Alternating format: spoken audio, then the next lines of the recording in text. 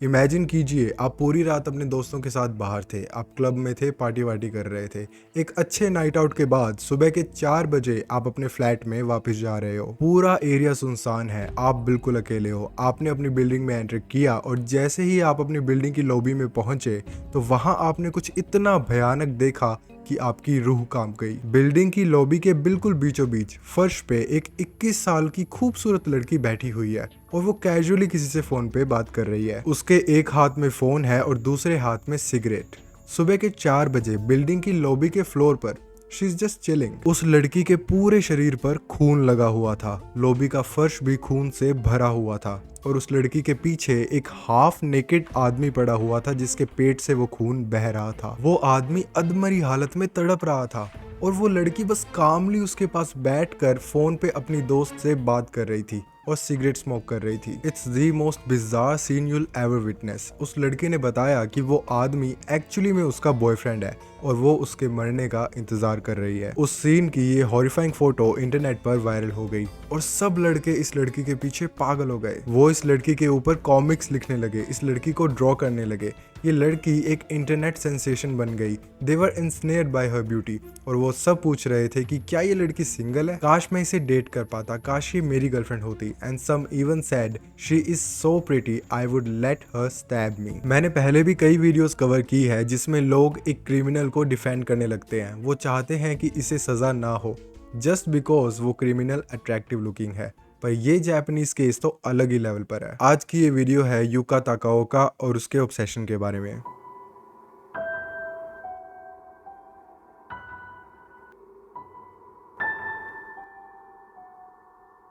Yucca ताकाओका का जन्म 28 जनवरी 1998 में हुआ था। उसका कोई भाई या बहन नहीं था एंड अपेरेंटली वो half Chinese and half Japanese थी। यूका ने अपनी स्कूलिंग पूरी की और फिर उसने अपनी यूनिवर्सिटी से ड्रॉप ले लिया। वो टोक्यो के एक होस्टेस क्लब में मैनेजर बन गई। इस केस को समझने के लिए हमें ये जानना होगा कि होस्टेस क्लब होते क्या हैं। इंडिया में तो बस क्लब्स होते हैं जहाँ पर हम जाते हैं, खाते हैं, पीते हैं, डांस करके वापस आ जाते हैं, जहाँ लड़कियों की एंट्री फ्री होती है और लड़कों को पैसे देने पड़ते हैं। वेल, जापान में होस्टेस क्लब होते हैं। ये होस्टेस क्लब सिर्फ आदमियों के लिए बने होते हैं। वो आदमी जो दिन भर अपने ऑफिस में काम करके थक जाते हैं, वो लोग इस क्लब में रात को जाते हैं। इस क्लब के अंदर काफी सारी खूबसूरत लड़कियां होती है जो इस क्लब में काम करती है। वो लड़कियां आपके साथ टेबल पर बैठती है, आपके साथ ड्रिंक्स लेती है, आपसे बातें करती है, आपकी बातें सुनती है, आपसे फ्लर्टिंग करती है, आपकी तारीफें करती है। They ask you about your day और चाहे आप उन्हें कितनी भी बोरिंग बातें बता रहे हो, वो आपकी सारी बातें बड़े ध्यान से सुनेगी, ऐसे जैसे आप दुनिया के सबसे इंटरेस्टिंग आदमी हो। बेसिकली इन अट्रैक्टिव लड़कियों की जॉब होती है आपको अच्छा फील करवाना और जितनी देर हो सके आपको उस क्लब में बिठाए रखना, क्योंकि इन होस्टेस क्लब्स में पर आवर के हिसाब से चार्जेस होते हैं। तो जितनी देर आप वहां बैठोगे आपको उतने पैसे देने पड़ेंगे। इसके अलावा इन क्लब्स में आप ड्रिंक्स ऑर्डर कर सकते हो, फूड ऑर्डर कर सकते हो और जो लड़कियां आपको ज्वाइन करती है आप उनके लिए भी ड्रिंक्स ऑर्डर करते हो, विच आर बेसिक एटिकेट्स। और ये लड़कियां पूरा टाइम आपके साथ नहीं बैठी रहती, ये लड़कियां चेंज होती रहती है। फॉर एग्जाम्पल, आपके साथ कोई अट्रैक्टिव लड़की बैठी है जो आपसे बातें कर रही है, आपसे फ्लर्ट कर रही है। थोड़ी देर बाद उस लड़की की जगह कोई दूसरी लड़की आके बैठ जाएगी जो थोड़ी सी कम अट्रैक्टिव होगी और ये स्विच इतना ज्यादा स्मूथ होगा कि आपको पता ही नहीं चलेगा। और जो ज्यादा अट्रैक्टिव लड़की थी जो आपके साथ बैठी थी, अब वो कोई नए क्लाइंट के पास जाकर बैठ जाती है। ये लड़कियां हाईली ट्रेंड होती है, तो ये पूरा प्रोसेस बहुत स्मूथ होता है। और अगर इन क्लब के मैनेजर्स को लगता है कि कोई क्लाइंट घर जाने का सोच रहा है, लाइक वो अगर वॉशरूम गया और वो अपनी घड़ी की तरफ देख रहा है, तो वो इमीडिएटली उस क्लाइंट के पास सबसे खूबसूरत लड़की भेजते हैं। वो लड़की उसे कहती है, अरे तुम कहाँ थे, I was searching for you. और वो लड़की फिर अगले 2 घंटे तक उस क्लाइंट को बिठा के रखती है। नाउ ऑफ कोर्स जो आदमी होते हैं वो उन होस्टेस, उन लड़कियों को टच नहीं कर सकते और वो क्लब के बाहर भी उन लड़कियों के साथ इंटीमेट रिलेशंस नहीं बना सकते। There are strict rules and guidelines against that, but of course loop holes तो होते हैं और सारे क्लब्स इन गाइडलाइंस को स्ट्रिक्टली फॉलो नहीं करते। यूका भी एक ऐसे ही होस्टेस क्लब में मैनेजर थी और वो काफी अच्छा पैसा कमा रही थी। उसने अपने क्लब के बिल्कुल पास एक रेप्यूटेड बिल्डिंग में फ्लैट भी ले लिया था, वही बिल्डिंग जिसे मैंने स्टार्टिंग में मेंशन किया था। यूका का ये कहना था कि ये फ्लैट उसने उसके और उसके बॉयफ्रेंड फिनिक्स लूना के लिए लिया है वो इस फ्लैट में एक साथ दोनों खुशी खुशी रहेंगे। पर हैरानी की बात तो ये है कि फीनिक्स लूना को तो ये पता ही नहीं था कि यूका उसकी गर्लफ्रेंड है। जैसे मैंने अभी आप लोगों को होस्टेस क्लब के बारे में बताया जो कई सालों से जापान में चलते आ रहे हैं, वैसे ही पिछले कुछ सालों में होस्ट क्लब भी जापान में काफी पॉपुलर हो गए हैं। जैसे होस्टेस क्लब में लड़कियां होस्ट करती है और वो क्लब लड़कों के लिए बना होता है, वैसे ही होस्ट क्लब में लड़के होस्ट करते हैं और वो क्लब लड़कियों के लिए बना होता है। यूसी आजकल लड़कियां भी कॉर्पोरेट सेक्टर में उतना ही काम कर रही हैं, सेम वर्किंग आवर्स, तो at the end of the day वो भी बहुत थक जाती हैं। They also need something to cheer them up. तो वो लड़कियां अपनी जॉब के बाद इन होस्ट क्लब में जाती है जहां पर गुड लुकिंग लड़के होते हैं जो उनके साथ बैठते हैं, उनसे बातें करते हैं और उनसे फ्लर्ट करते हैं। ये लड़के, ये होस्ट, ये काफी ज्यादा ट्रेंड होते हैं। दे आर वेरी चार्मिंग, वो काफी फेमिनाइन होते हैं, तो उन्हें पता होता है कि उन लड़कियों को खुश कैसे रखना है। तो फीनिक्स लूना भी एक ऐसे ही क्लब में काम करता था एज अ होस्ट। फीनिक्स का जो बचपन था वो काफी ज्यादा ट्रेजिक रहा है। उसके पापा उन्हें बचपन में ही छोड़कर चले गए थे और फीनिक्स के 6 भाई बहन थे। उनकी माँ उन्हें अकेले नहीं पाल पाई और उन्हें एक ऑर्फनेज में रहना पड़ा, which is not a great place to grow up in. 13-14 साल की उम्र में वो कंस्ट्रक्शन साइट्स पर काम करने लगा। जरा सोचिए, एक बच्चा जिसके आगे पीछे कोई नहीं है, वो कंस्ट्रक्शन इंडस्ट्री में काम कर रहा है एज चीप लेबर, तो आप सोच ही सकते हो कि उसे वहां किस तरह ट्रीट किया जाता होगा। उसके साथ काफी स्कैम्स भी होते होंगे कि उसे बहुत कम पैसों में बहुत ज्यादा काम करा रहे हैं और या फिर उसे किसी काम के पैसे ही नहीं दिए। कुछ सालों बाद अनफॉर्चुनेटली फीनिक्स बेघर हो गया, वो सड़क पर आ गया। 20 साल की उम्र में ना तो उसके पास कोई डिग्री थी कि उसे जॉब मिल पाए, ना घर और ना पैसा। पर फीनिक्स जवान था और वो दिखने में काफी अच्छा था। He was very good looking. तो उसने सोचा कि क्यों ना वो होस्ट क्लब्स में अपनी किस्मत आजमाए, and this decision saved his life. Phoenix club fusion नाम के एक क्लब में काम करने लगा। ही वॉज वेरी चार्मिंग, उसका बात करने का तरीका बहुत अच्छा था। वो इस क्लब का 4th बेस्ट होस्ट बन गया था। पर फीनिक्स के लिए सबसे जरूरी चीज थी रहने के लिए कोई जगह, जो इस क्लब ने उसे प्रोवाइड कर दी थी। तो अब सवाल ये है कि यूका और फीनिक्स मिले कैसे। तो कुछ महीनों पहले फीनिक्स यूका के क्लब में गया था जहां यूका पहली बार फीनिक्स से मिली थी और वो मिलते ही ऑब्सेस हो गई थी। वो सारा टाइम फीनिक्स के बारे में सोचती रहती। वो लड़का जो काफी टाइम पहले एक बार उसके क्लब में आया था, वो बस उसी के ख्यालों में डूबी रहती। यूका ने फिर फीनिक्स को ट्विटर पर ढूंढ निकाला जहां वो उससे बातें करने लगी। वो उससे मिलना चाहती थी, तो फीनिक्स ने उससे कहा कि हाँ, मैं इस होस्ट क्लब में काम करता हूँ, you can visit me any time. तो अपनी शिफ्ट खत्म होने के बाद यूका क्लब फ्यूजन में जाने लग गई स्पेसिफिकली फीनिक्स से मिलने। वो उस क्लब में जाकर उन्हीं सर्विसेज के लिए पे करती जो अपने क्लब में वो खुद प्रोवाइड करती है। यूका उस क्लब में सिर्फ फीनिक्स के साथ टाइम स्पेंड करती थी। वो एक रात में $10,000 तक स्पेंड कर देती, ये इंश्योर करने के लिए कि फीनिक्स सिर्फ पूरी रात उसके साथ रहे। जब तक यूका उस क्लब में होती, फीनिक्स उसे छोड़कर कोई दूसरे टेबल पर नहीं जाता। यूका ने फीनिक्स को यह भी कहा कि वो उसकी नंबर 4 से नंबर 1 तक आने में हेल्प कर सकती है। वो उस क्लब में काफी सारा पैसा स्पेंड करने लग गई। वो एक्स्ट्रा लिकर बोटल्स मंगाने लग गई। ऑब्वियसली फीनिक्स की तो ये जॉब थी, तो वो उसे मना नहीं करता। और अगर कभी फीनिक्स उसे कहता भी कि तुम सिर्फ मेरे साथ रहने के लिए इतना पैसा स्पेंड मत करो, तो यूका उसे कहती कोई प्रॉब्लम नहीं है, मेरे पास बहुत पैसा है, don't worry about it. This was not true. Yucca कोई अमीर फैमिली से नहीं थी और उसका बैंक बैलेंस इतना बड़ा नहीं था, पर फिर भी वो अपना हार्ड अर्न मनी यूं ही स्पेंड कर देती सिर्फ फीनिक्स के साथ समय बिताने के लिए। She was obsessed with the guy. सिर्फ 1-2 महीने में ही फीनिक्स उस क्लब का नंबर 1 होस्ट बन गया। यूका बहुत खुश थी, पर उसका बैंक बैलेंस खत्म हो गया था। उसके पास अब और पैसे नहीं बचे थे फीनिक्स से मिलने के लिए, और उसे ये भी पता था कि वो उसके बिना नहीं रह सकती। तो यूका फंड्स की शॉर्टेज की वजह से प्रोस्टिट्यूशन में घुस गई। She became a sex worker और वो फीनिक्स से मिलती रही। नाउ ऑब्वियसली होस्टेस क्लब की जॉब और अब प्रोस्टिट्यूशन, इनकी वजह से यूका की मेंटल हेल्थ बिगड़ती जा रही थी। पर उसके अकॉर्डिंग वो ये सारी चीजें फीनिक्स और उसके रिलेशनशिप के लिए कर रही थी। वो जितना भी पैसा स्पेंड कर रही थी, उसकी नजरों में वो एक इन्वेस्टमेंट था, ताकि फ्यूचर में फीनिक्स अपनी होस्ट क्लब की जॉब छोड़कर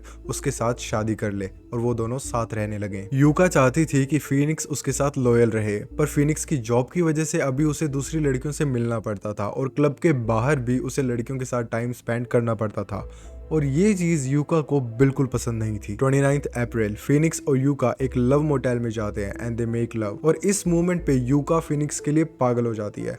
वो उसके लिए कोई भी हद पार कर सकती थी। She can even kill for him. उसने फीनिक्स के क्लब के पास एक रेप्यूटेड बिल्डिंग में अपार्टमेंट भी ले लिया, इस उम्मीद में कि वहां फीनिक्स और वो एक साथ रहेंगे। Now take in mind, Yuka और फीनिक्स ऑफिशियली गर्लफ्रेंड बॉयफ्रेंड नहीं है, हाँ, वो फ्रीक्वेंटली मिलते हैं, साथ में सोते हैं, पर as a host Phoenix girlfriend नहीं बना सकता, उसे उसका क्लब अलाउ नहीं करता। तो फिनिक्स यूका के अलावा और भी कई लड़कियों से मिलता, क्लब के अंदर और बाहर। और यूका जो है वो अपने दिमाग में फिनिक्स को अपना मान चुकी है, वो पॉजेसिव है, तो ऑब्वियसली उसे जलन होने लगी जब फिनिक्स दूसरी लड़कियों से मिलता था। उन दोनों में रेगुलरली बहस होने लगी। फिनिक्स के लिए अब वो सिचुएशन काफी टॉक्सिक होती जा रही थी, वो यूका से दूर जाने लगा।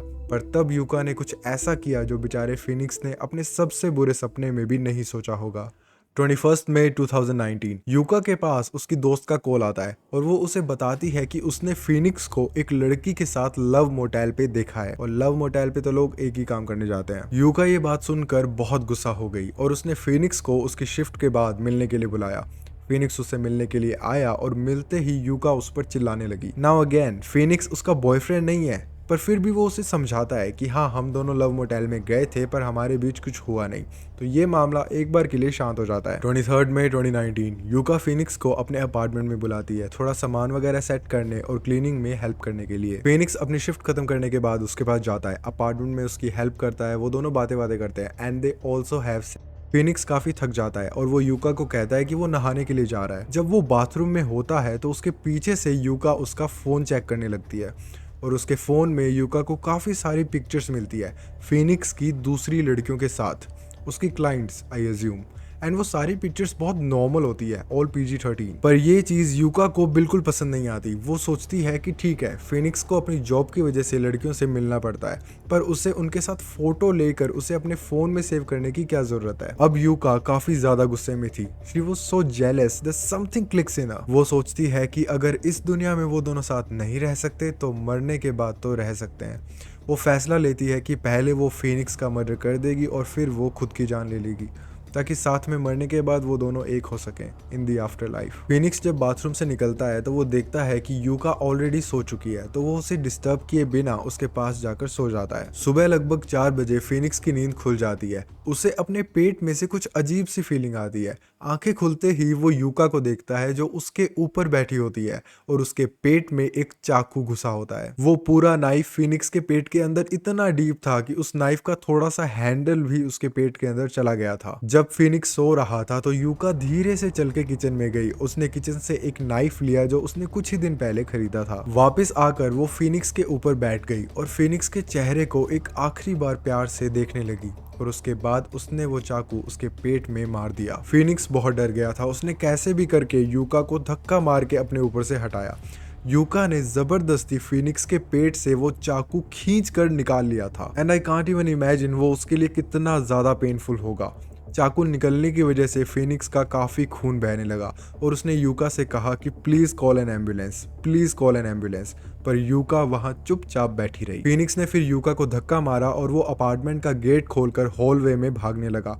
यूका ने उसका पीछा किया पर वो जैसे तैसे लिफ्ट के अंदर पहुंच गया और उसने लिफ्ट का दरवाजा बंद कर लिया। वहां एक बहुत ही स्ट्रेंज चीज हुई। जब फिनिक्स हॉलवे में भाग रहा था तो यूका उसका पीछा करने से पहले अंदर गई। उसने अपना फोन उठाया, उसने अपने ग्लासेस उठाए, उसने अपना सिगरेट का पैकेट उठाया और फिर वो फिनिक्स के पीछे गई। Like what? ये कैसी प्रायोरिटीज है? एनीवेज, तो फिनिक्स लिफ्ट से नीचे हॉल में पहुंच गया और वो चलते चलते हॉल के बीचों बीच गिर गया। उसका काफी खून बह चुका था। फ्लोर पर पड़े पड़े फिनिक्स ने देखा कि यूका आराम से चल के उसके पास आई और शांति से उसके पास बैठ गई। यूका ने अपनी सिगरेट जलाई और फोन पे अपने दोस्त से नॉर्मल बातें करने लगी, अपनी सिगरेट पीते पीते, ignoring the fact that Phoenix is dying beside her. Finally building में किसी ने उन दोनों को नोटिस किया और पुलिस को कॉल कर दिया और पुलिस को बुलाने के बाद उन्होंने उनकी ये पिक्चर्स क्लिक की। Look at her, the face of a true psychopath. Yucca की ये फोटो वायरल हो गई और ये जानते हुए भी कि यूका ने क्या किया है, लोग उसे एडमायर करने लगे, उसे डिफेंड करने लगे जस्ट बिकॉज वो खूबसूरत है, अपने बॉयफ्रेंड से ऑब्सेस्ड है और अपने बॉयफ्रेंड के लिए कोई भी हद पार कर सकती है। वियर्डली काफी लोगों को यूका जैसी साइकोपैथ पसंद है। वो उसके फैन आर्ट्स बनाने लगे और कहने लगे कि वो जेल जाने के लिए बहुत सुंदर है। पूरी दुनिया से लोगों के अजीब अजीब कमेंट्स आ रहे थे। एक आदमी ने कहा कि क्या ये लड़की अब सिंगल है, मैं इसे डेट करना चाहता हूँ। और एक और आदमी ने कहा कि ये लड़की इतनी ज्यादा खूबसूरत है कि I would let her stab me. और ये सारे कोई इंस्टाग्राम के एमे कमेंट्स नहीं थे, ये लोग एक्चुअली में सीरियस थे। It's bizarre. एनीवेज तो पुलिस वहां पर पहुंच गई और उन्होंने यूका को अरेस्ट कर लिया। यूका ने अरेस्ट रेजिस्ट नहीं किया और वो चुपचाप जाकर पुलिस की कार में बैठ गई। इस फुटेज में हम उसको देख सकते हैं, she is smiling in a police car. अजीब बात तो ये है कि यूका का प्लान था फिनिक्स को मारकर खुद की जान लेने का, पर उसने अपने आप को कोई नुकसान नहीं पहुंचाया। वो फिनिक्स के मरने का इंतजार करती रही और फिर उसने सरेंडर कर दिया। So it backs the question कि उसके असली इंटेंशंस क्या थे। क्या वो अपने ट्रू लव के साथ मर जाना चाहती थी, लाइक ए ट्रेजेडी, या फिर वो सिर्फ फिनिक्स की जान लेना चाहती थी अपनी जेलेसी की वजह से? एक्चुअली अब इन सवालों से कोई फर्क नहीं पड़ता, क्योंकि यूका इन दोनों चीजों में ही नाकामयाब रही। फिनिक्स का काफी खून बह चुका था, पर उसकी सांसें अभी भी चल रही थी। उसे हॉस्पिटल ले जाया गया, उसके बचने के चांसेस काफी स्लिम थे, पर फिर भी समहाउ ही मेड इट। वो 5 दिन तक कोमा में रहा था और कोमा से बाहर आने के बाद भी उसे रिकवर होने में काफी समय लग गया। उसका लिवर डैमेज हो गया था, अब वो अल्कोहल कंज्यूम नहीं कर सकता था। जब वो हॉस्पिटल में था तो वो काफी पैरानॉइड था। वो सोने से डरता, क्योंकि उसे बार बार ऐसे नाइटमेयर्स आते कि यूका उसकी जान लेने के लिए आ रही है। बट थैंकफुली धीरे धीरे उसका ये डर खत्म हो गया। उसने रिकवरी कर ली और वो वापस उसी नाइट क्लब में चला गया एज अ होस्ट। यूका ने ऑलमोस्ट फिनिक्स को जान से मार दिया था, पर फिर भी फिनिक्स ने कहा कि उसे यूका से कोई शिकायत नहीं है। और इतना ही नहीं, उसने कोर्ट में जज से रिक्वेस्ट भी की थी कि यूका को हैवी सेंटेंस ना दिया जाए। 3 दिसंबर 2019 यूका को 3.5 साल की सजा सुनाई गई और उसे फिनिक्स को $40,000 भी देने पड़े। करंटली यूका ने अपना प्रिजन सेंटेंस खत्म कर लिया है और इस वक्त वो जेल से बाहर है। अब वो अपनी लाइफ पीसफुली जी रही है। वो कॉस्प्लेस करती है और वीडियो गेम्स लाइव स्ट्रीम करती है। अगर आप लोगों ने मुझे अभी तक इंस्टा पे फॉलो नहीं किया है तो जल्दी जल्दी जाके कर लो। The user names are you cold. और अगर आपको ये वीडियो इंटरेस्टिंग लगी हो तो प्लीज़ इसे लाइक एंड शेयर ज़रूर करें, एंड प्लीज़ इस चैनल को सब्सक्राइब करें। मैं आपसे मिलता हूँ अगली बार एक नए केस के साथ।